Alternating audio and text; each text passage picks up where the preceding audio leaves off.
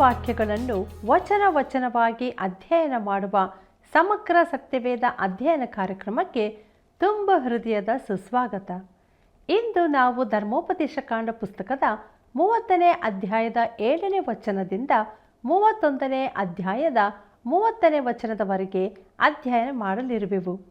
ಇಸ್ರಾಯೇಲರ 3ನೆಯ ಸಾರಿ ಹಿಂದಿರುವಿಕೆ ಯಾವಾಗ ಆಗುತ್ತದೆ? ಸುವಾರ್ತೆ ಕೇಳುವ ಸ್ಥಿತಿಯಲ್ಲಿರುವ ನಮ್ಮ ಜವಾಬ್ದಾರಿ ಯಾವುದು? ಧರ್ಮೋಪದೇಶ ಕಾಂಡ ಪುಸ್ತಕದ ಕೊನೆ ಭಾರವು ಮೋಶೆಗೆ ಪರಮಗೀತೆಯಾಗಿದೆ. ಈ ಎಲ್ಲ ವಿಷಯಗಳನ್ನು ತಿಳಿದುಕೊಳ್ಳಲು ದೇವರಾತ್ಮನ ಸಹಾಯವನ್ನು ಬೇಡಿಕೊಳ್ಳುತ್ತಾ ನಮ್ಮ ಅಧ್ಯಯನವನ್ನು ಆರಂಭಿಸೋಣ. ಕರ್ತನಲ್ಲಿ ಪ್ರೀತಿಯುಳ್ಳ ಸಹೋದರ ಸಹೋದರಿಯರೇ, ದೇವರ ವಾಕ್ಯಗಳನ್ನು ಕೈಕೊಂಡು ನಡೆಯುವವರು ಧನ್ಯರು ಎಂಬುದಾಗಿ ಹೇಳಿದಂಥ ನಮ್ಮ ರಕ್ಷಕನಾದ ಯೇಸು ಕ್ರಿಸ್ತನ ಪರಿಶುದ್ಧವುಳ್ಳ ನಾಮದಲ್ಲಿ ನಿಮ್ಮೆಲ್ಲರಿಗೂ ನನ್ನ ಹೃದಯಪೂರ್ವಕವಾದ ಪ್ರೀತಿಯ ವಂದನೆಗಳು. ಕರ್ತನಲ್ಲಿ ಪ್ರಿಯರೇ, ಕಳೆದೆಲ್ಲ ದಿನಗಳಲ್ಲಿ ದೇವರ ವಾಕ್ಯಗಳನ್ನು ನಾವು ಧ್ಯಾನಿಸುತ್ತಾ ಬಂದಿದ್ದೇವೆ.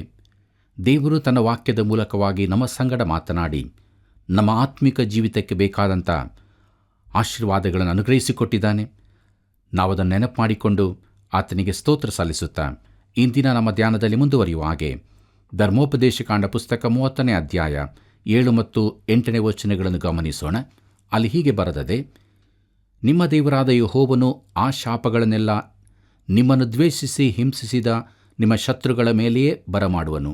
ನೀವಾದರೂ ಯೆಹೋವನ ಮಾತಿಗೆ ಪುನಃ ವಿಧೇಯರಾಗಿ ನಾನು ಈಗ ನಿಮಗೆ ಬೋಧಿಸುವ ಆತನ ಆಜ್ಞೆಗಳಂತೆ ನಡೆಯುವಿರಿ ಎಂಬುದಾಗಿ. ಕರ್ತನಲ್ಲಿ ಪ್ರಿಯರೇ, ಕೊನೆಯದಾಗಿ 7ನೇ ಸಂಗತಿ ಏನೆಂದರೆ ಇಸ್ರಾಯೇಲು ಪೂರ್ಣ ಆಶೀರ್ವಾದವನ್ನು ಹೊಂದಲಿದೆ ಎಂಬುದಾಗಿ. ನಮ್ಮ ಧ್ಯಾನದಲ್ಲಿ ಮುಂದುವರಿಯುವ ಹಾಗೆ ಧರ್ಮೋಪದೇಶ ಕಾಂಡ ಪುಸ್ತಕ 30ನೇ ಅಧ್ಯಾಯ 9 ಮತ್ತು 10ನೇ ವಚನವನ್ನು ಗಮನಿಸೋಣ. ಅಲ್ಲಿ ಹೀಗೆ ನೋಡುತ್ತೇವೆ: ಮತ್ತು ನಿಮ್ಮ ದೇವರಾದ ಯೆಹೋವನು ನಿಮ್ಮ ಸಂತಾನ ಪಶು ವ್ಯವಸಾಯಗಳನ್ನು ಹೆಚ್ಚಿಸಿ ನಿಮ್ಮ ಎಲ್ಲ ಪ್ರಯತ್ನಗಳನ್ನು ಸಫಲಪಡಿಸಿ ನಿಮಗೆ ಮೇಲನ್ನುಂಟು ಮಾಡುವನು. ನೀವು ನಿಮ್ಮ ದೇವರಾದ ಯೆಹೋವನ ಮಾತಿಗೆ ವಿಧೇಯರಾಗಿ ಈ ಧರ್ಮಶಾಸ್ತ್ರದ ಆಜ್ಞಾವಿಧಿಗಳನ್ನು ಅನುಸರಿಸಿ ಸಂಪೂರ್ಣವಾದ ಹೃದಯದಿಂದಲೂ ಮನಸ್ಸಿನಿಂದಲೂ ಆತನ ಕಡೆಗೆ ತಿರುಗಿಕೊಳ್ಳಲು ಆತನು ತಮ್ಮ ಪಿತೃಗಳ ವಿಷಯದಲ್ಲಿ ಸಂತೋಷಪಟ್ಟ ಹಾಗೆ ನಿಮ್ಮ ವಿಷಯದಲ್ಲಿಯೂ ತಿರುಗಿ ಸಂತೋಷಪಟ್ಟು ನಿಮಗೆ ಮೇಲನ್ನುಂಟು ಮಾಡುವನು ಎಂಬುದಾಗಿ. ಕರ್ತನಲ್ಲಿ ಪ್ರೀತಿಯುಳ್ಳ ದೇವಜನರೇ, ಈ ಹಿಂದಿರುವಿಕೆ ಯಾವಾಗ ಆಗುತ್ತದೆ? ಅದು ಈಗ ನಡೆಯುತ್ತಾ ಇದೆಯೋ? ಪ್ರಿಯರೇ, ನಮಗೆ ತಿಳಿಯದೇ ಇರುವ ಸಂಗತಿಗಳ ಕುರಿತು ನಾವು ಊಹೆಗಳನ್ನು ಮಾಡುವುದು ಸರಿಯಲ್ಲ. ಅವರು ದೇಶಕ್ಕೆ ಹಿಂತಿರುಗುವುದು ದೇವರಿಗೆ ವಿಧೇಯರಾಗುವುದರಿಂದ ಎಂದು ಸ್ಪಷ್ಟವಾಗಿ ಹೇಳಿದೆ. ದೇವರು ಅವರಿಗೆ ಕೊಡುವ ಹೊಸ ಹೃದಯದೊಂದಿಗೆ ಅವರು ವಿಧೇಯತೆಯಿಂದ ಹಿಂತಿರುಗುವವರೆಗೆ ಆಶೀರ್ವಾದಗಳು ಉಂಟಾಗುವುದಿಲ್ಲ. ಅದು ದೇವರು ಅವರನ್ನು ಸ್ವದೇಶಕ್ಕೆ ತಿರುಗಿ ಕರೆಕೊಂಡು ಬಂದ ಬಳಿಕ. ಇಸ್ರಾಯೇಲ್ಯರು ಈಗ ಹಿಂತಿರುಗುವಂತಾದು ದೇವರಿಗೆ ವಿಧೇಯತೆಯಿಂದಲ್ಲ, ಒಡಂಬಡಿಕೆಯ ಪ್ರಕಾರದ ಅವರ ಹಿಂತಿರುಗುವಿಕೆಯು ಮುಂದಕ್ಕೆ ಆಗಲಿರುತ್ತದೆಂದು ನಾನು ನಂಬುತ್ತೇನೆ. ಪ್ರಿಯರೇ, ಅದು ಶರ್ತರಹಿತವಾದದ್ದು, ಯಾಕಂದರೆ ಅವರನ್ನು ಹಿಂದಕ್ಕೆ ಕರೆತರುವವನು ದೇವರೇ ಆಗಿದ್ದಾನೆ. ಬನ್ನಿರಿ, ನಮ್ಮ ಧ್ಯಾನದಲ್ಲಿ ಮುಂದುವರಿಯುವ ಹಾಗೆ ಧರ್ಮೋಪದೇಶ ಕಾಂಡ ಪುಸ್ತಕ 30ನೇ ಅಧ್ಯಾಯ 11ರಿಂದ 14 ವಚನಗಳನ್ನು ಗಮನಿಸೋಣ. ಅಲ್ಲಿ ಹೀಗೆ ನೋಡುತ್ತೇವೆ: ನಾನು ಈಗ ನಿಮಗೆ ಬೋಧಿಸಿದ ಧರ್ಮೋಪದೇಶವು ನಿಮಗೆ ಗ್ರಹಿಸುವುದಕ್ಕೆ ಕಷ್ಟವಾದದ್ದೂ ಅಲ್ಲ, ಹೊಂದುವುದಕ್ಕೆ ಅಸಾಧ್ಯವಾದದ್ದೂ ಅಲ್ಲ. ಇದು ಮೇಲಣ ಲೋಕದಲ್ಲಿರುವ ಮಾತಲ್ಲ.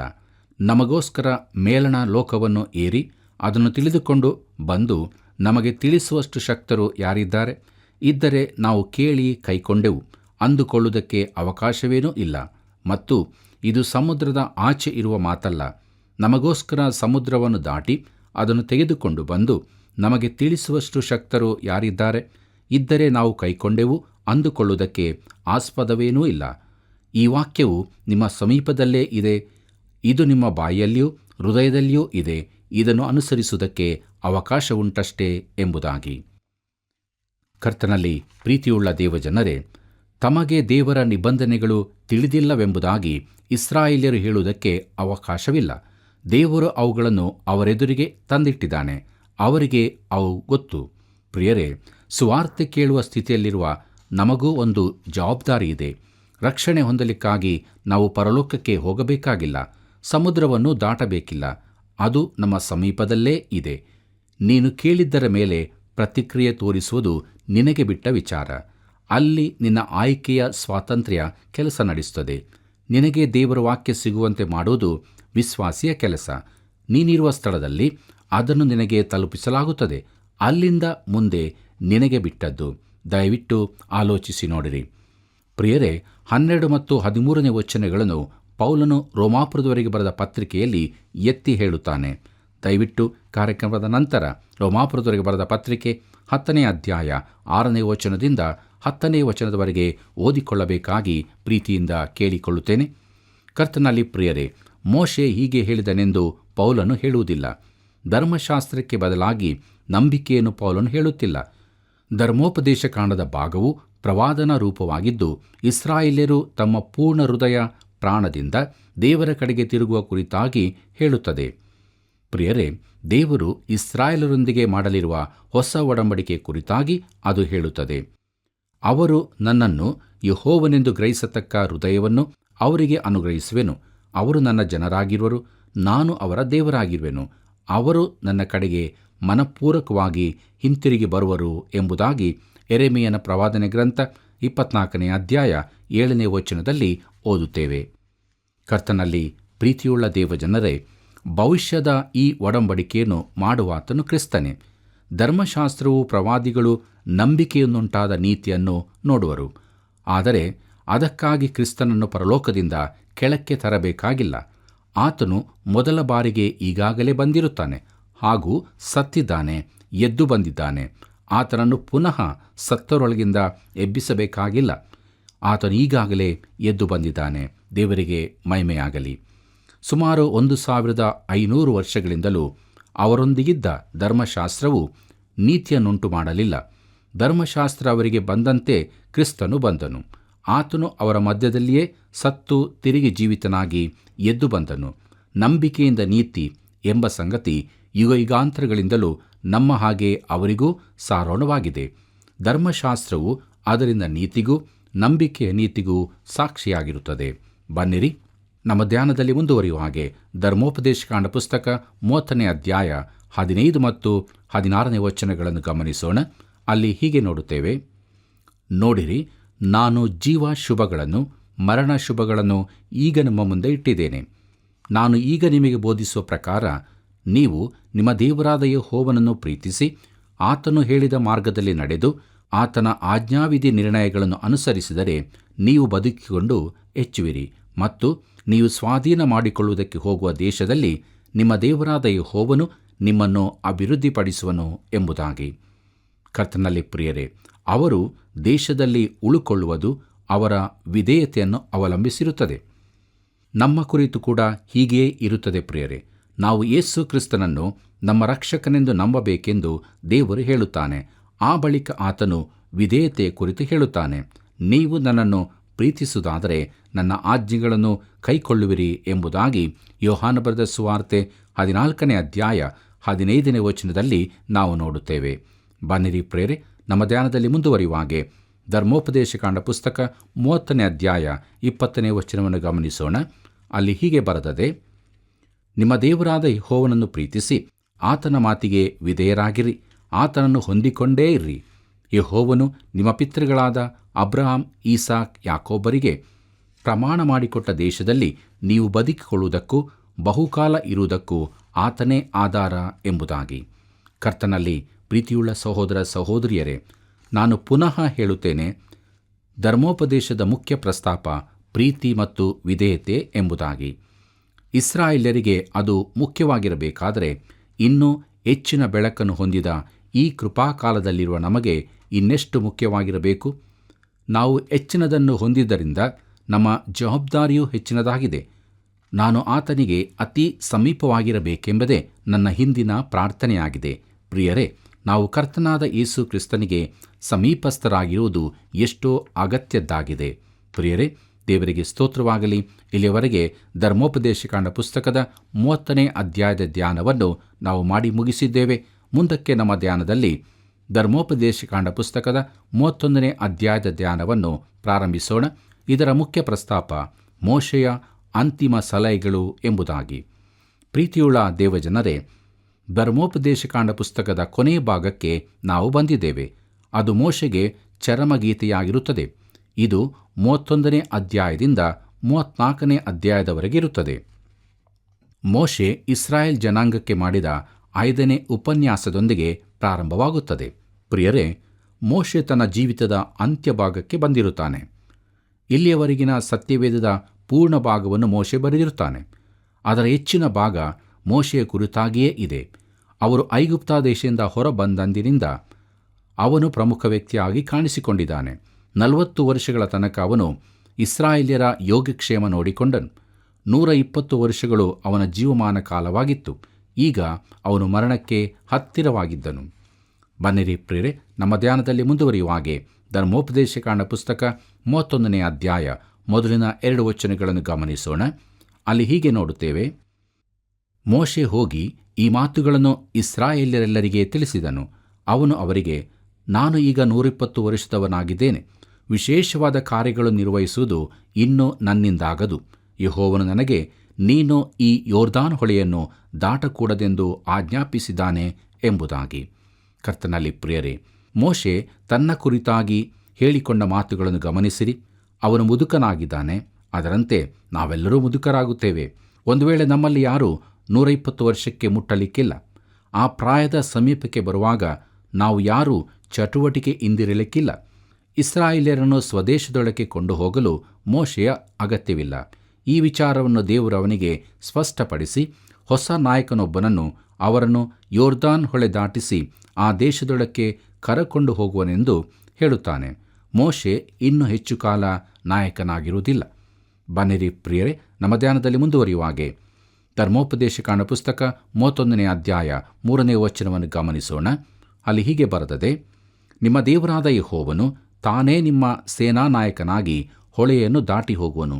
ಆತನು ಆ ಜನಾಂಗಗಳನ್ನು ನಿಮ್ಮ ಎದುರಿನಲ್ಲಿ ನಿಲ್ಲದಂತೆ ನಾಶ ಮಾಡುವುದರಿಂದ ನೀವು ಅವರ ದೇಶವನ್ನು ಸ್ವಾಧೀನ ಮಾಡಿಕೊಳ್ಳುವಿರಿ. ಯೆಹೋವನು ಆಜ್ಞಾಪಿಸಿದಂತೆ ಯೆಹೋಶುವನು ನಿಮ್ಮ ನಾಯಕನಾಗಿ ಹೊಳೆಯನ್ನು ದಾಟಿ ಹೋಗುವನು ಎಂಬುದಾಗಿ. ಪ್ರೀತಿಯುಳ್ಳ ದೇವಜನರೇ, ಯೆಹೋಶುವನನ್ನು ಆರಿಸಿದವನು ಮೋಶೆಯಲ್ಲ. ದೇವರೇ ಅವನನ್ನು ಮೋಶೆಯ ನಂತರದ ನಾಯಕನನ್ನಾಗಿ ಆರಿಸಿದನು. ಒಂದು ವೇಳೆ ತಾನೇ ಆರಿಸಬೇಕಾಗಿದ್ದಲ್ಲಿ ಮೋಶೆಯು ಯೆಹೋಶುವನನ್ನೇ ಆರಿಸುತ್ತಿದ್ದನೋ ಗೊತ್ತಿಲ್ಲ. ಯೆಹೋಶುವನಿಗಿಂತ ಕಾಲೇಬನು ಹೆಚ್ಚು ಬಲಿಷ್ಠನಾಗಿದ್ದು ಅವನೇ ಹೊಸ ನಾಯಕನಾಗುತ್ತಿದ್ದನೋ ಏನೋ, ಅಥವಾ ಮೋಶೆ ಸಾಮಾನ್ಯ ಮನುಷ್ಯನೇ ಆಗಿದ್ದರಿಂದ ತನ್ನ ಮಕ್ಕಳಲ್ಲಿ ಯಾರನ್ನಾದರೂ ಆ ಸ್ಥಾನಕ್ಕೆ ಆರಿಸುತ್ತಿದ್ದಾನೋ ಏನೋ. ಪ್ರಿಯರೇ, ಐಗುಪ್ತದಲ್ಲಿ ಫರೋಹರು ಇದೇ ರೀತಿ ಮಾಡುತ್ತಿದ್ದರಿಂದ ಮೋಶೆಯು ಆ ರೀತಿ ಮಾಡುವುದು ಸಹಜವಾಗುತ್ತಿತ್ತು. ಆದರೆ ದೇವರು ಇಸ್ರಾಯೇಲ್ಯರನ್ನು ಯೊರ್ದಾನ್ ದಾಟಿಸಿ ಮುನ್ನಡೆಸಲು ಯೆಹೋಶುವನನ್ನೇ ಆರಿಸಿದನು. ಇನ್ನು ಮೋಶೆಯ ಅಗತ್ಯವಿರುವುದಿಲ್ಲ. ಕರ್ತನಲ್ಲಿ ಪ್ರಿಯರೇ, ಇದು ನಮಗೊಂದು ವಿಶೇಷವಾದ ಪಾಠವನ್ನು ಕಲಿಸುತ್ತದೆ. ದೇವರ ಕಾರ್ಯಕ್ರಮಗಳಿಗೆ ನಾವಾರೂ ಅತಿ ಅವಶ್ಯವಾದವರಲ್ಲ. ದೇವರು ತನ್ನ ಸಮಯದಲ್ಲಿ ಪ್ರತಿಯೊಬ್ಬನನ್ನು ಉಪಯೋಗಿಸ್ತಾನೆ. ಆ ವ್ಯಕ್ತಿಯ ಕಾರ್ಯದ ಸಮಯ ಮುಗಿದಾದ ಮೇಲೆ ದೇವರು ಇತರರ ಮೂಲಕ ತನ್ನ ಕೆಲಸವನ್ನು ಮುಂದುವರಿಸುತ್ತಾನೆ. ಒಮ್ಮೆ ಒಬ್ಬ ಹಿರಿಯ ಸಭಾಪಾಲಕರು ನನ್ನೊಡನೆ ಹೀಗಂದರು: ನಾನು ಈ ಕಾರ್ಯಕ್ಕೆ ಅತಿ ಅವಶ್ಯವಾದ್ದರಿಂದ ನಾನು ನಿವೃತ್ತಿಗೊಳ್ಳಲಾರೆನು ಎಂಬುದಾಗಿ. ಆದರೆ ಅವರು ಸೇವೆಯಲ್ಲಿರುವಾಗಲೇ ತೀರಿಕೊಂಡರು. ವಿಶೇಷ ಸಂಗತಿಯೆಂದರೆ ಅವರು ಮಾಡುತ್ತಿದ್ದ ಸೇವೆ ಅವರ ಮರಣಾಂತರ ಇನ್ನಷ್ಟು ಅಭಿವೃದ್ಧಿಯಾಯಿತು. ಪ್ರಿಯರೇ, ನಾವು ಅತಿ ಅಗತ್ಯದವರೆಂದು ನೆನಪಿಸಿಕೊಳ್ಳುತ್ತೇವೆ, ಆದರೆ ಅದು ಸರಿಯಲ್ಲ. ನಾವು ಬದಿಗೆ ಸರಿಯಬೇಕಾದ ಸಮಯ ಬಂದಾಗ ದೇವರು ಇನ್ನೊಬ್ಬರನ್ನು ಎಬ್ಬಿಸ್ತಾನೆ. ಇಲ್ಲಿ ಮೋಶೆಯ ವಿಚಾರದಲ್ಲೂ ಹಾಗೆಯೇ ಆಯಿತು. ಬನ್ನಿರಿ ಪ್ರಿಯರೇ, ನಮ್ಮ ಧ್ಯಾನದಲ್ಲಿ ಮುಂದುವರಿಯುವಾಗೆ ಧರ್ಮೋಪದೇಶಕಾಂಡ ಪುಸ್ತಕ 31ನೇ ಅಧ್ಯಾಯ 6ನೇ ವಚನವನ್ನು ಗಮನಿಸೋಣ. ಅಲ್ಲಿ ಹೀಗೆ ಬರೆದದೆ: ನೀವು ಶೂರರಾಗಿ ಧೈರ್ಯದಿಂದಿರಿ, ಅವರಿಗೆ ಅಂಜಬೇಡಿರಿ, ಕಳವಳ ಪಡಬೇಡಿರಿ. ನಿಮ್ಮ ದೇವರಾದ ಯೆಹೋವನೇ ನಿಮ್ಮ ಸಂಗಡ ಇರುತ್ತಾನಲ್ಲ. ಆತನು ನಿಮ್ಮನ್ನು ಕೈ ಬಿಡುವುದಿಲ್ಲ, ಅಪಜಯಕ್ಕೆ ಗುರಿಪಡಿಸುವುದೇ ಇಲ್ಲ ಎಂದು ಹೇಳಿದನು ಎಂಬುದಾಗಿ. ಕರ್ತನಲ್ಲಿ ಪ್ರಿಯರೇ, ಆ ದೇಶದಲ್ಲಿದ್ದ ಜನಾಂಗಗಳ ಕುರಿತು ಇಸ್ರಾಯೇಲ್ಯರು ಭಯಪಡಬಾರದೆಂದು ಮೋಶೆ ಅವರನ್ನು ಧೈರ್ಯಗೊಳಿಸುತ್ತಾನೆ. ಅವನು ಅವರನ್ನು ಆಗಾಗ ಧೈರ್ಯಪಡಿಸುತ್ತಾ ಅವರು ಹೊಳೆ ದಾಟಿ ಆಚೆ ಕಡೆಗೆ ಹೋಗಬೇಕೆಂದು ಹೇಳುತ್ತಾ ಬಂದದ್ದನ್ನು ನಾವು ಕಾಣುತ್ತೇವೆ. ಅವನು ಕಾದೇಶ್ ಬರ್ನಿಯಾದಲ್ಲಿನ ಘಟನೆಯನ್ನು ದಾಟಿ ಬಂದಿದ್ದನು. ಹಳೇ ತಲೆಮಾರಿನವರು ಅಪನಂಬಿಕೆಯಿಂದ ಭಯಪಟ್ಟದ್ದನ್ನು ಅವನು ನೋಡಿದ್ದನು. ಆದ್ದರಿಂದ ದೇವರು ಅವರನ್ನು ನಡೆಸುವನೆಂಬ ಭರವಸೆಯೊಂದಿಗೆ ಮೋಶೆ ಜನರನ್ನು ಧೈರ್ಯಪಡಿಸುತ್ತಾ ಇದ್ದನು. ಬನ್ನಿರಿ, ನಮ್ಮ ಧ್ಯಾನದಲ್ಲಿ ಮುಂದುವರಿಯುವಾಗೆ ಧರ್ಮೋಪದೇಶಕಾಂಡ ಪುಸ್ತಕ 31ನೇ ಅಧ್ಯಾಯ 8ನೇ ವಚನವನ್ನು ಗಮನಿಸೋಣ. ಅಲ್ಲಿ ಹೀಗೆ ನೋಡುತ್ತೇವೆ, ಯೆಹೋವನು ತಾನೇ ನಿಮ್ಮ ಮುಂದುಗಡೆ ಹೋಗುವನು, ಆತನೇ ನಿಮ್ಮ ಸಂಗಡ ಇರುವನು, ನಿಮ್ಮನ್ನು ಅಪಜಯಕ್ಕೆ ಗುರುಪಡಿಸುವುದೇ ಇಲ್ಲ, ಕೈ ಬಿಡುವುದಿಲ್ಲ, ಅಂಜಬೇಡ, ಧೈರ್ಯದಿಂದಿರು ಎಂದು ಹೇಳಿದನು ಎಂಬುದಾಗಿ. ಪ್ರೀತಿಯುಳ್ಳ ದೇವಜನರೇ, ಇದು ಒಳ್ಳೆಯ ಕ್ರಮ, ಹೀಗೇ ನಡೆಯಬೇಕಾದದ್ದು. ಅವನು ಯೆಹೋಶುವನನ್ನು ಎಲ್ಲ ಜನರೆದುರಿನಲ್ಲಿ ಧೈರ್ಯಪಡಿಸಿದನು. ಯೆಹೋಶುವನನ್ನು ಧೈರ್ಯಪಡಿಸುವ ಮೂಲಕ ಅವನು ಜನರನ್ನೂ ಧೈರ್ಯಪಡಿಸುತ್ತಿದ್ದನು. ಪ್ರಿಯರೇ, ಯೆಶಾಯನು ಇದೇ ಪಾಠವನ್ನು ಕಲಿಯಬೇಕಾಯಿತು. ಯೆಶಾಯನ ಪುಸ್ತಕದ 6ನೇ ಅಧ್ಯಾಯದಲ್ಲಿ ಅರಸನಾದ ಉಜ್ಜೀಯನು ಕಾಲವಾದ ವರುಷದಲ್ಲಿ ಕರ್ತನು ಉನ್ನತೋನ್ನತ ಸಿಂಹಾಸನರೂಢನಾಗಿರುವುದನ್ನು ಕಂಡೆನು ಎಂಬ ಮಾತಿನೊಂದಿಗೆ ಪ್ರಾರಂಭವಾಗುತ್ತದೆ. ಉಜ್ಜೀಯನು ಒಳ್ಳೆಯ ಅರಸನಾಗಿದ್ದನು, ಆದರೆ ಈಗ ಅವನು ಕಾಲವಾದನು. ಆದ್ದರಿಂದ ಪರಿಸ್ಥಿತಿ ಕಠಿಣತರವಾಗಬಹುದೆಂದು ಯೆಶಾಯನು ಯೋಚಿಸಿದನು. ಇನ್ನೊಬ್ಬ ರಾಜನು ಹೇಳುತ್ತಾನೆ, ಆದರೆ ದೇಶವು ಹಾಳಾಗಿ ಹೋಗುತ್ತದೆ. ಆದರೆ ಅವನು ದೇವಾಲಯಕ್ಕೆ ಹೋದಾಗ ಏನನ್ನು ಕಂಡನು? ದೇವರು ಈಗಲೂ ಸಿಂಹಾಸನರೂಢನಾಗಿರುವುದನ್ನು ಕಂಡನು. ಇಸ್ರಾಯೇಲ್ಯರ ಹಾಗೂ ಯೂದಾಯದವರ ನಿಜವಾದ ಅರಸನು ಇನ್ನೂ ಸಿಂಹಾಸನದಲ್ಲಿದ್ದಾನೆ, ಆತನು ಸತ್ತಿಲ್ಲ. ಉಜ್ಜೀಯನು ಕಾಲವಾದರೂ ದೇವರು ಇನ್ನೂ ಜೀವಂತವಾಗಿದ್ದಾನೆಂಬುದನ್ನು ಯೆಶಾಯನು ತಿಳಿದುಕೊಂಡನು. ಬನ್ನಿರಿ ಪ್ರೇರೆ, ನಮ್ಮ ಧ್ಯಾನದಲ್ಲಿ ಮುಂದುವರಿಯುವಾಗೆ ಧರ್ಮೋಪದೇಶಕಾಂಡ ಪುಸ್ತಕ 31ನೇ ಅಧ್ಯಾಯ 9ನೇ ವಚನವನ್ನು ಗಮನಿಸೋಣ. ಅಲ್ಲಿ ಹೀಗೆ ನೋಡುತ್ತೇವೆ, ಮೋಶೆ ಈ ಧರ್ಮಶಾಸ್ತ್ರವನ್ನು ಬರೆದು ಯೆಹೋವನ ಆಜ್ಞಾಶಾಸನಗಳ ಮಂಜೂಷವನ್ನು ಹೊರುವ ಲೇವಿಯರಾದ ಯಾಜಕರ ಮತ್ತು ಹಿರಿಯರ ವಶಕ್ಕೆ ಕೊಟ್ಟು ಎಂಬುದಾಗಿ. ಕರ್ತನಲ್ಲಿ ಪ್ರಿಯರೇ, ಧರ್ಮೋಪದೇಶಕಾಂಡ ಪುಸ್ತಕದ ಆರಂಭದ ಮಾತುಗಳು ಜ್ಞಾಪಿಸಿಕೊಳ್ಳಿರಿ. ಮೋಶೆಯು ಇಸ್ರಾಯೇಲರಿಗೆ ಮಾಡಿದ ಉಪನ್ಯಾಸಗಳು. ಈ ಪುಸ್ತಕದಲ್ಲಿ ಮೋಶೆಯ 8 ಉಪನ್ಯಾಸಗಳಿದ್ದು ಅವು ಬಾಯಿದೆರೆಯಾಗಿ ಹೇಳಲ್ಪಟ್ಟು ಬಳಿಕ ಬರಹದಲ್ಲಿ ಬರೆಯಲ್ಪಟ್ಟವು. ಮೋಶೆ ಈ ಧರ್ಮಶಾಸ್ತ್ರವನ್ನು ಬರೆದನು. ಪ್ರಿಯರೇ, ಇಸ್ರಾಯೇಲ್ಯರು ಸ್ವದೇಶಕ್ಕೆ ಪ್ರವೇಶಿಸಲು ಸಿದ್ಧರಾಗುತ್ತಿದ್ದಂತೆ ಅವರು ಹಿಂದಿರುಗುವ ಮನಸ್ಸಿನವರಾಗಿದ್ದರೆ ದೇವರು ಅವರನ್ನು ಅಲ್ಲಿಗೆ ಕರೆಕೊಂಡು ಹೋಗುತ್ತಲೇ ಇರಲಿಲ್ಲವೆಂದು ನೀವು ಭಾವಿಸ್ತೀರಾ? ಆದರೆ ಅವರು ಖಂಡಿತವಾಗಿ ತನಗೆ ಅಪನಂಬಿಗಸ್ತರಾಗುವರೆಂದು ದೇವರು ಮೋಶೆಗೆ ಹೇಳುತ್ತಾನೆ. ಮಾನವನ ಸ್ವಭಾವವು ದೇವರಿಗೆ ಚೆನ್ನಾಗಿ ತಿಳಿದದೆ. ಆತನಿಗೆ ನಿನ್ನ ಸ್ವಭಾವವೂ ಕೂಡ ಚೆನ್ನಾಗಿ ಗೊತ್ತು. ಆತನು ನಮ್ಮ ಸಮೀಪದಲ್ಲಿಲ್ಲವಾದರೆ ನಾವು ಕೆಲವೇ ಕ್ಷಣಗಳೊಳಗೆ ಆತನಿಂದ ದೂರವಾಗುವೆವು. ಕರ್ತನಲ್ಲಿ ಪ್ರೀತಿಯುಳ್ಳ ದೇವಜನರೇ, ನಮ್ಮ ಧ್ಯಾನದಲ್ಲಿ ಮುಂದುವರಿಯುವ ಹಾಗೆ ಧರ್ಮೋಪದೇಶಕಾಂಡ ಪುಸ್ತಕ 31ನೇ ಅಧ್ಯಾಯ 14ನೇ ವಚನದಿಂದ 17ನೇ ವಚನದವರೆಗೆ ದಯವಿಟ್ಟು ನೀವು ಓದಿಕೊಳ್ಳಬೇಕಾಗಿ ಪ್ರೀತಿಯಿಂದ ಕೇಳಿಕೊಳ್ಳುತ್ತೇನೆ. ಪ್ರಿಯರೇ, ಈ ವಾಕ್ಯ ಭಾಗಗಳ ಮುಖ್ಯಾಂಶಗಳನ್ನು ನಾವು ನೋಡುವಾಗ ಕೆಲವರು ಹೇಳಿಕೊಳ್ಳಬಹುದು, ಈಗಿನ ಕಾಲದ ನಾವು ಆ ರೀತಿಯವರಲ್ಲ, ನಾವು ದೇವರಿಂದ ದೂರ ಹೋಗುವುದಿಲ್ಲ ಎಂಬುದಾಗಿ. ಪ್ರಿಯರೇ, ಕರ್ತನಾದ ಯೇಸು ಸಭೆಯ ಕುರಿತು ಕೂಡ ಹೀಗೆ ಹೇಳಿದನಲ್ಲವೇ? ಲೂಕನು ಬರೆದ ಸುವಾರ್ತೆ 18ನೇ ಅಧ್ಯಾಯ 8ನೇ ವಚನದಲ್ಲಿ ಆತನು ಹೀಗೆ ಹೇಳಿದ್ದಾನೆ, ಹೀಗಿದ್ದರೂ ಮನುಷ್ಯಕುಮಾರನು ಬಂದಾಗ ಭೂಮಿಯ ಮೇಲೆ ನಂಬಿಕೆಯನ್ನು ಕಾಣುವನೋ ಎಂಬುದಾಗಿ. ಪ್ರಿಯರೇ, ಇಲ್ಲಿ ನಂಬಿಕೆ ಎಂದರೆ ಪ್ರಕಟವಾಗಿರುವ ಸಂಪೂರ್ಣ ಸತ್ಯವೆಂದರ್ಥ. ಇದಕ್ಕೆ ಉತ್ತರ ಇಲ್ಲ ಎಂಬುದಾಗಿಯೇ. ಗ್ರೀಕ್ ಮೂಲದಲ್ಲಿ ಈ ಪ್ರಶ್ನೆ ಕೇಳಿದ ರೀತಿಗೆ ನಕಾರಾತ್ಮಕ ಉತ್ತರವೇ ಬರುವಂಥದ್ದಾಗಿದೆ. ಇಸ್ರಾಯೇಲ್ಯರ ವಿಚಾರದಲ್ಲಿ ಮುಂತಿಳಿಸಿದ ಹಾಗೆಯೇ ಹೊಸ ಒಡಂಬಡಿಕೆಯಲ್ಲಿ ಸಭೆಯಲ್ಲಿನ ಭಕ್ತಿಹೀನತೆ ಕುರಿತು ಹೇಳಲ್ಪಟ್ಟಿದೆ. ಬನ್ನಿರಿ ಪ್ರಿಯರೇ, ನಮ್ಮ ಧ್ಯಾನದಲ್ಲಿ ಮುಂದುವರಿಯುವಾಗೆ ಧರ್ಮೋಪದೇಶಕಾಂಡ ಪುಸ್ತಕ 31ನೇ ಅಧ್ಯಾಯ 19ನೇ ವಚನದಿಂದ 21ನೇ ವಚನದವರೆಗೆ ಗಮನಿಸೋಣ. ಅಲ್ಲಿ ಹೀಗೆ ಬರೆದದೆ, ಆದ ಕಾರಣ ನೀನು ಈ ಪದ್ಯವನ್ನು ಬರಕೊಂಡು ಇಸ್ರಾಯೇಲ್ಯರಿಗೆ ಕಲಿಸಿಕೊಡಬೇಕು. ಈ ಪದ್ಯವು ಇಸ್ರಾಯೇಲ್ಯರಿಗೆ ವಿರೋಧವಾಗಿ ನನ್ನ ಪಕ್ಷದಲ್ಲಿ ಸಾಕ್ಷಿಯಾಗಿರುವಂತೆ ಇದನ್ನು ಅವರಿಗೆ ಬಾಯಿಪಾಠ ಮಾಡಿಸು. ನಾನು ಪ್ರಮಾಣ ಮಾಡಿಕೊಟ್ಟ ದೇಶದಲ್ಲಿ ಇವರು ಸೇರುವುದಕ್ಕಿಂತ ಮುಂಚಿತವಾಗಿಯೇ ಇವರು ಈಗಲೂ ಮಾಡುವ ದುರಾಲೋಚನೆಗಳನ್ನು ನಾನು ಬಲ್ಲೆ. ನಾನು ಇವರ ಪಿತೃಗಳಿಗೆ ಪ್ರಮಾಣ ಮಾಡಿದಂತೆ ಹಾಲು ಜೇನು ಹರಿಯುವ ದೇಶಕ್ಕೆ ಇವರನ್ನು ಸೇರಿಸಿದ ಮೇಲೆ ಇವರು ಚೆನ್ನಾಗಿ ಉಂಡು ಕೊಬ್ಬಿದವರಾದಾಗ ಇತರ ದೇವರುಗಳನ್ನು ಅವಲಂಬಿಸಿ ಸೇವಿಸಿ ನನ್ನನ್ನು ತಾತ್ಸಾರ ಮಾಡಿ ನನ್ನ ನಿಬಂಧನೆಗಳನ್ನು ಮೀರುವರು. ಆನಂತರ ಅನೇಕ ಕಷ್ಟಗಳು ವಿಪತ್ತುಗಳು ಸಂಭವಿಸಿದಾಗ ಈ ಪದ್ಯವು ಇವರ ಸಂತತಿಯವರ ಬಾಯಲ್ಲಿ ಇದ್ದುಕೊಂಡು ಅವರ ಮುಂದೆ ಸಾಕ್ಷಿ ಕೊಡುವುದು ಎಂದು ಹೇಳಿದನು ಎಂಬುದಾಗಿ. ಕರ್ತನಲ್ಲಿ ಪ್ರೀತಿಯುಳ್ಳ ದೇವಜನರೇ, ಸಂಗೀತವು ಬಹು ಮುಖ್ಯವಾದ ವಿಚಾರವಾಗಿದೆ. ನಾವೆಲ್ಲರೂ ಸಂಗೀತದಿಂದ ತುಂಬ ಪ್ರಭಾವಿತರಾಗುತ್ತೇವೆ. ಆದರೆ ಈಗಿನ ಸಭೆಗಳಲ್ಲಿ ಹಾಡಲ್ಪಡುವ ಸಂಗೀತವು ನನ್ನ ಅಭಿಪ್ರಾಯದಲ್ಲಿ ಅವಮಾನಕರವಾಗಿದೆ. ಆ ಕುರಿತು ಯಾರಾದರೂ ಎಚ್ಚರಿಸಬೇಕಿದೆ. ಸಂಗೀತವೆಂದರೆ ಅದರಲ್ಲಿ ಒಂದು ಸಂದೇಶವಿದ್ದು ಅದನ್ನು ಕೇಳಿದವರು ಕರ್ತನಾದ ಯೇಸುವಿನ ಕಡೆಗೆ ಸೆಳೆಯಲ್ಪಡಬೇಕು. ನಮ್ಮ ಸಂಗೀತಗಳಲ್ಲಿ ಹೆಚ್ಚಿನವು ಈಗಿನ ಯುವ ಜನಾಂಗಕ್ಕೆ ಮೆಚ್ಚುಗೆಯಾದವುಗಳಾಗಿವೆ, ಆದರೆ ಅದರಿಂದ ಅವರಿಗೆ ಸುವಾರ್ತೆಯು ತಲುಪುತ್ತಿಲ್ಲ. ಕರ್ತನಲ್ಲಿ ಪ್ರಿಯರೇ, ಮುಂದಿನ ಅಧ್ಯಾಯದಲ್ಲಿ ಈ ಗೀತವನ್ನು ನಾವು ಓದಲಿದ್ದೇವೆ. ಆದರೆ ಅತಿ ಆಸಕ್ತಿಯ ವಿಷಯವೆಂದರೆ ಈ ಪದ್ಯವು ಬಂಡೆಯ ಕುರಿತದ್ದಾಗಿದೆ. ನಿಜವೋ? ಹೌದು, ಅದು ಬಂಡೆಯಾಗಿರುವ ಕ್ರಿಸ್ತನ ಕುರಿತದ್ದಾಗಿದೆ. ಇಂಥ ಬಂಡೆಯ ಗೀತೆಯನ್ನು ಮೋಶೆ ಇಸ್ರಾಯೇಲ್ಯರಿಗೆ ಕಲಿಸಿದನು. ನಮಗೂ ಈ ದಿನಗಳಲ್ಲಿ ಇಂತಹ ಸಂಗೀತದ ಅಗತ್ಯವಿದೆ.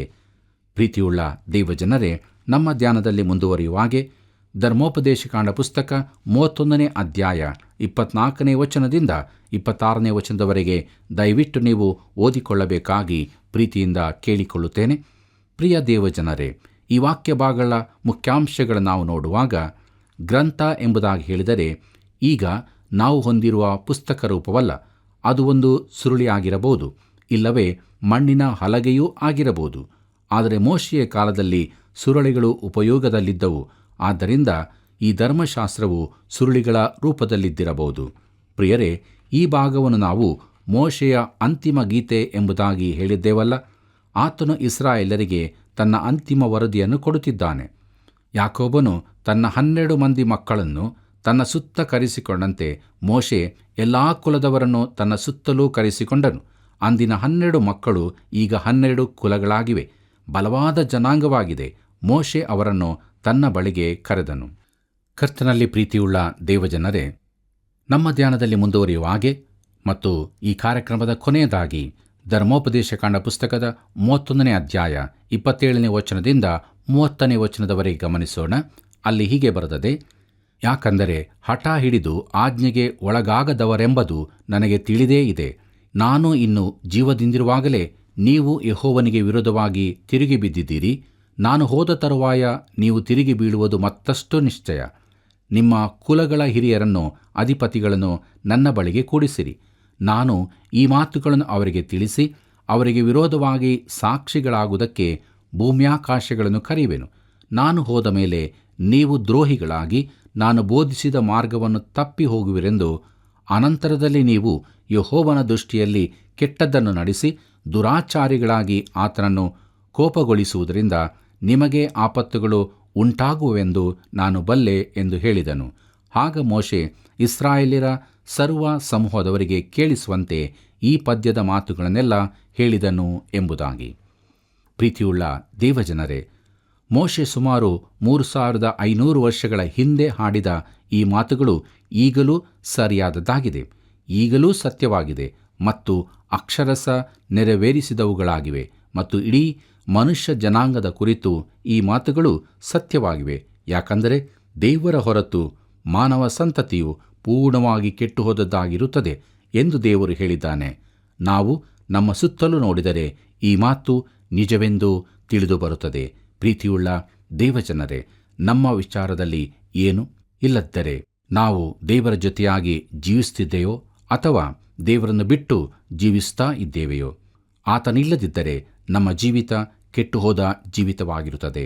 ಆದರೆ ನಾವು ಕೆಟ್ಟು ಹೋಗಿ ನಿತ್ಯ ನಾಶನಕ್ಕೆ ದಾಸರಾಗಬಾರದು ಎಂಬುದಾಗಿ ತನ್ನ ಮಗನ ಮೂಲಕವಾಗಿ ಆತನು ನಮ್ಮನ್ನು ರಕ್ಷಿಸಿದನು. ಆದ್ದರಿಂದ ಪ್ರಿಯರೇ, ಆ ರಕ್ಷಣೆಯ ಸಂತೋಷವನ್ನು ನಮ್ಮದಾಗಿ ಮಾಡಿಕೊಂಡು ಯೇಸುವನ್ನೇ ಹಿಂಬಾಲಿಸುತ್ತಾ ನಿಜವಾದ ಕ್ರಿಸ್ತಿಯ ಜೀವಿತವನ್ನು ನಾವು ಜೀವಿಸೋಣ. ಹೀಗಾಗುವಂತೆ ದೇವರು ತಾನು ನಮಗೆ ಸಹಾಯ ಮಾಡಲಿ. ಕರ್ತನ ಕೃಪೆಯು ಸದಾ ನಿಮ್ಮ ಸಂಗಡ ಇರಲಿ. ಪ್ರೀತಿಯುಳ್ಳ ಆತ್ಮೀಯ ಸ್ನೇಹಿತರೆ, ದೇವರು ತನ್ನ ವಾಕ್ಯದಲ್ಲಿ ಎಷ್ಟೊಂದು ಸತ್ಯಗಳನ್ನು ತಿಳಿಸಿದನಲ್ಲವೇ? ಆತನ ನಾಮಕ್ಕೆ ಸ್ತೋತ್ರವಾಗಲಿ. ಇಸ್ರಾಯೇಲರ 3ನೇ ಬಾರಿಯ ಹಿಂದಿರುವಿಕೆಗೆ ಶರ್ತರಹಿತವಾದದ್ದು. ದೇವರೇ ಅವರನ್ನು ಕರೆತರುತ್ತಾನೆ. ದೇವರ ವಾಕ್ಯಗಳನ್ನು ಇತರರಿಗೆ ಸಿಗುವಂತೆ ಮಾಡುವುದೇ ನಮ್ಮ ಜವಾಬ್ದಾರಿ. ನಂಬಿಕೆಯ ಮೂಲಕ ನಾವು ನೀತಿವಂತರಾಗುತ್ತೇವೆ. ನಾವೆಲ್ಲರೂ ಕೆಟ್ಟು ಹೋದವರು, ಆದರೂ ಕ್ರಿಸ್ತನ ಮೂಲಕ ಪರಿಶುದ್ಧರಾಗುವ ಅವಕಾಶ ದೇವರು ನೀಡಿರುವಾಗ ಆತನನ್ನೇ ಹಿಂಬಾಲಿಸಿ ಪರಿಶುದ್ಧತೆಯ ಜೀವಿತವನ್ನು ಜೀವಿಸೋಣ. ಬನ್ನಿರಿ, ಪ್ರಾರ್ಥನೆಯನ್ನು ಮಾಡೋಣ. ಸ್ತುತಿ ಸ್ತೋತ್ರಗಳ ಮಧ್ಯದಲ್ಲಿ ವಾಸ ಮಾಡುವಂಥ ನಮ್ಮ ಸ್ವರ್ಗೀಯ ತಂದೆಯಾದ ದೇವರೇ, ಒಳ್ಳೆಯ ಸಮಯವನ್ನು ಅನುಗ್ರಹಿಸಿಕೊಟ್ಟಿದ್ದಿ.